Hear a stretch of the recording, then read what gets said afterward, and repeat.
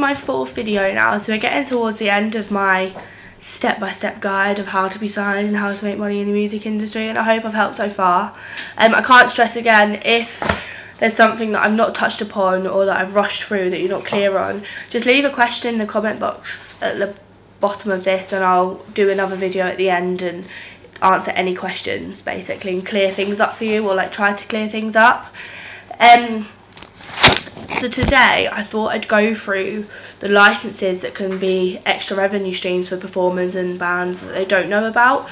I think so far my experience in the industry, when I spoke to bands who have studied music at college and songwriting and stuff, and I've been like, so you on the PRS, have you got yourself signed up to the PPL and everything like that, they never know who they are, which is quite shocking really, because it's, again, like I said, it makes you money. You should be knowing what's going to make you money in the industry and what's not, considering a lot doesn't now is what it used to. So I'm going to start off with the PRS and PPL. PRS stands for Performing Rights Society. Now, despite having performing in the title, it actually looks after the songwriter and the composer of the track, not the performer. So if you're in a band or you're a solo artist and you're doing your own original material, that's something you definitely need to look into. The PPL does effectively the exact same job as the PRS, but it looks after the performer instead, and that stands for Phonographic Performance Limited. So PRS and PPL are now, because they're so similar, I think that they've joined. So when you go to apply for PRS, the form will be exactly the same as what it would be for PPL, so you should be able to just copy and paste all the information in. Obviously the only difference is, again, songwriter, performer.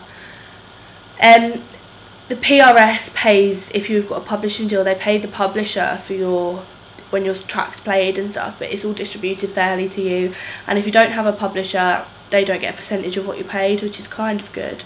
So you get that straight back to, like, straight into your bank account, and you can have that paid to you monthly, quarterly, every 6 months or every year. And the one I suggest the most for that is if you're just starting out, is I wouldn't go monthly, I'd go every 3 months, so that you have a bigger sum coming in and you can put that straight towards the band or have it for personal use.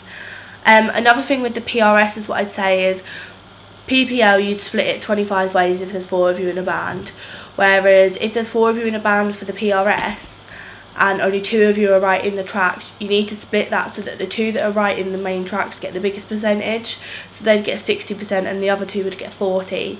Or if they're writing everything, even the drum beat and the bass line, they'd split it 50-50. And that's not so that the band falls out or anything silly like that, that is just because it's fair. That should be included in your band contract, which is what I'm going to talk about in my next video on. So watch out for that one if you're unclear of what needs to go in. The next one I'm going to talk about is MCPS, which isn't one that you necessarily need to worry about, but you should know about it, of course. The money to pay for the MCPS comes from the sale of recordings, and the MCPS stands for Mechanical Copyright Protection Services. So that's not the music and lyrics of your track, but it's the actual physical recording. And that copyright is usually owned by the person who did the recording. So if you've got a home studio, it belongs to you. If you've used a studio outside of the home, like an independent one, that belongs to them. And if you're under a label and you've recorded the track with them, they have their own rights of that, so you probably won't make much money, or they'd pay you through that.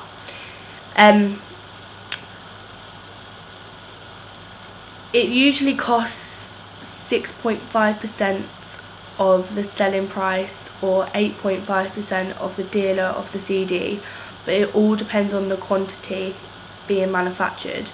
It also depends on the age of the music and the content, if you know what I mean by that.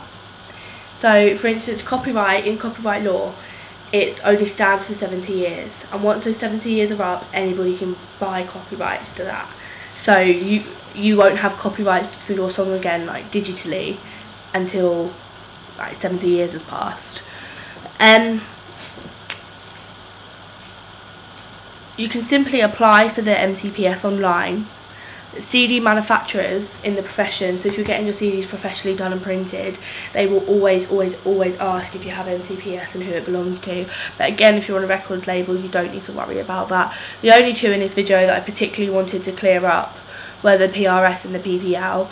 Again, if you feel like I've been a bit vague with the information, which I suppose I have, just type into Google. You can go on the websites, they're brilliant, they tell you exactly what it all does, but sometimes it's better to hear it in like a simpler way so you understand.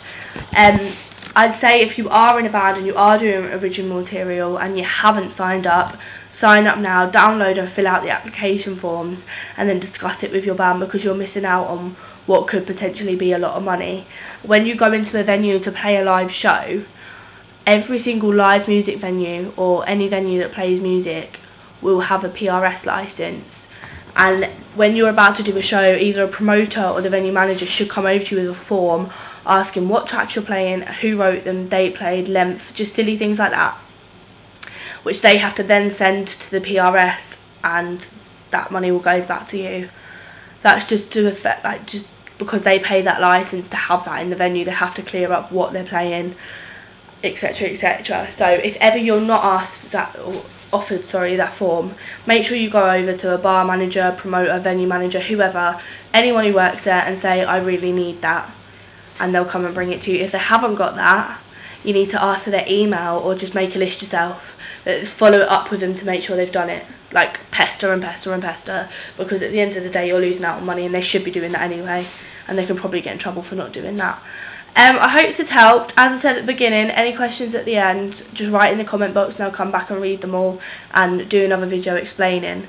Thank you, and I'll see you next time.